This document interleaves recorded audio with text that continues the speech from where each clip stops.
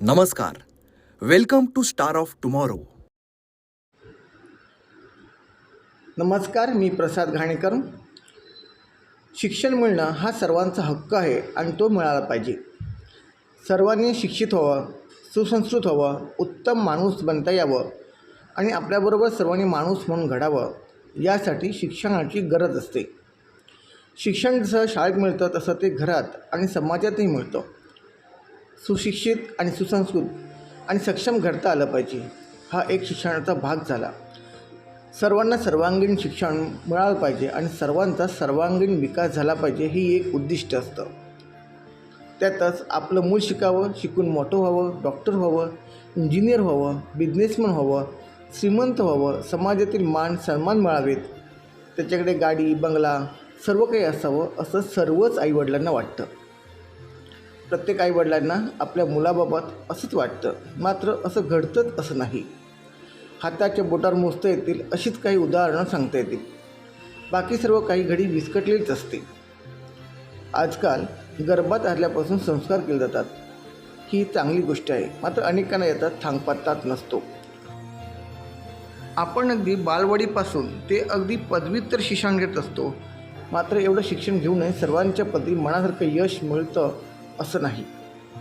काही जण तात्पडत असतात, काही जण व्यावसायिक शिक्षण घेऊन मोठे होतात, संसार करतात, यशस्वी होतात. मात्र खरंच मनासारखं जगतात का? त्यांच्या आवडीनिवडी वेगळ्या असतात. करायचं काहीतरी वेगळंच असतं, मात्र होतात काहीतरी वेगळं.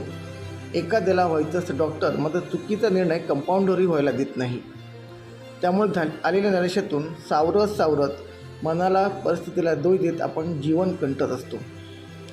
जग केव्हाच बदललं आहे आणि आता तर ते झपाट्याने बदलत आहे. जगाच्या वेगाबरोबर जीवनाच्या वेगाची स्पर्धा सुरू आहे. वेग, वेळ आणि वेळ या गोष्टींना महत्त्व प्राप्त झालं आहे. कसदा देण्यापेक्षा कसंही द्या, पण लवकर द्या, हे जे काही सुरू झालं आहे यात शिक्षणही आलं आहे. त्यातच दिवसेंदिवस शिक्षण महागडं होत चाललं आहे. सर्वसामान्यांच्या आवाक्याबाहेर शिक्षण होऊ लागलं आहे. म्हणजे शिक्षण तेवढं महाग करून ठेवायचं की सर्वसामान्य शिक्षणाच्या वाट्याला जाऊच नाहीत. पुन्हा आपल्याकडे शिक्षित अशिक्षित अशी मोठी दरी निर्माण होत आहे.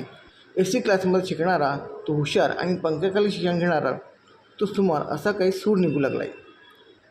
मात्र ज्याला घडायचं असतं, जो उद्देश आणि ध्येय घेऊन शिकतो, तो स्वतःचं स्वप्न पूर्ण करतो. पण हे आपण सांगतच नाहीत. गुणांपेक्षा गुणांची जास्त चर्चा होते आणि यशापेक्षा अपयश जास्त डोक्यात ठसवलं जातं. असं असेल तर शिक्षणाचा आणि जीवनाचा काहीच अर्थ राहिला आहे की नाही, असा प्रश्न उपस्थित होतो.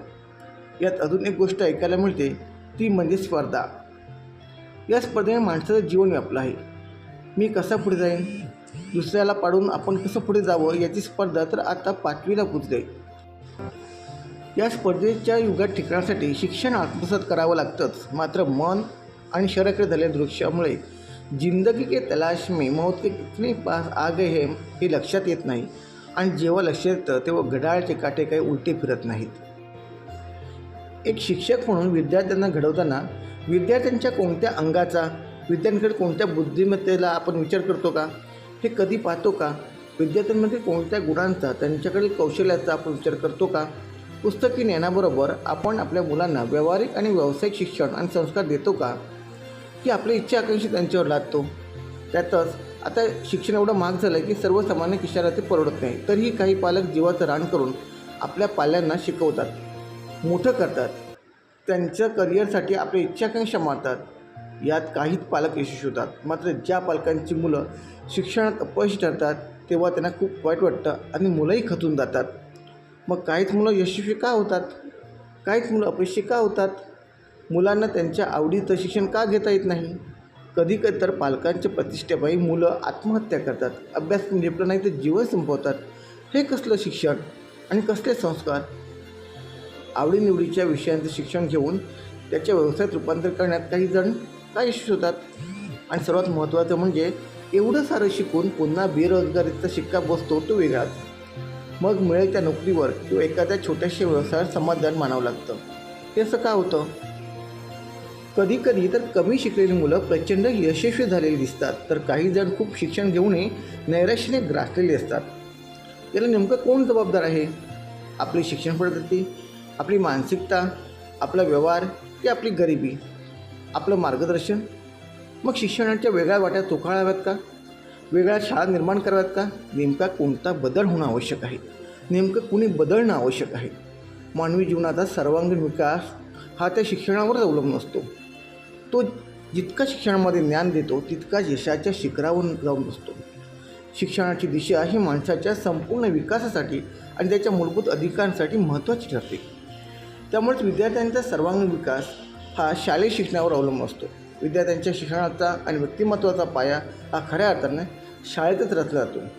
शाळेतील शिक्षण, संस्कार, मूल्य यांच्या आधारावरच पुढील शिक्षणातील यश अवलंबून असतं. विद्यार्थ्यांमध्ये जे काही सर्वोत्तम आहे ते प्रकट करणं म्हणजे खरं शिक्षण. शिक्षण नेमकं कसं असावं, जीवन नेमकं कसं जगावं, त्याचा आनंद कसा घ्यावा हे आपण पाहणार आहोत स्टार ऑफ टुमॉरोमधून. आणि त्यासाठीच हे चॅनल आपण तुमच्यासमोर घेऊन आलेलं. तेव्हा तुम्ही स्टार ऑफ टुमॉरो पाहत राहा आणि नवनवीन विषय आणि नवनवीन संकल्पना यातून तुम्ही पाहत राहा. अनेक शिक्षक, अनेक शिक्षण तज्ज्ञ हे आपल्याला यातून मार्गदर्शन करणार आहेत आणि त्यांच्या मार्गदर्शनातूनच आपल्याला घडवायचे आहेत स्टार ऑफ टुमॉरो. त्यामुळे तुम्ही नक्की पाहत राहा आणि लिंक ही शेअर करत राहा. धन्यवाद. जग बदलतंय, शिक्षणही बदलतंय. बदलतं शिक्षण जीवनमूल्य वाढवत असलं तरी संस्कार मूल्यही वाढली पाहिजेत. नेमकं आपली शिक्षण पद्धती कशी आहे याच्यावरती फोकस करणार आहोत स्टार ऑफ टुमॉरोमधून. त्यामुळे स्टार ऑफ टुमॉरोला लाईक करा, सबस्क्राईब करा आणि हो, बेल आयकॉनवरती जरूर क्लिक करा. धन्यवाद.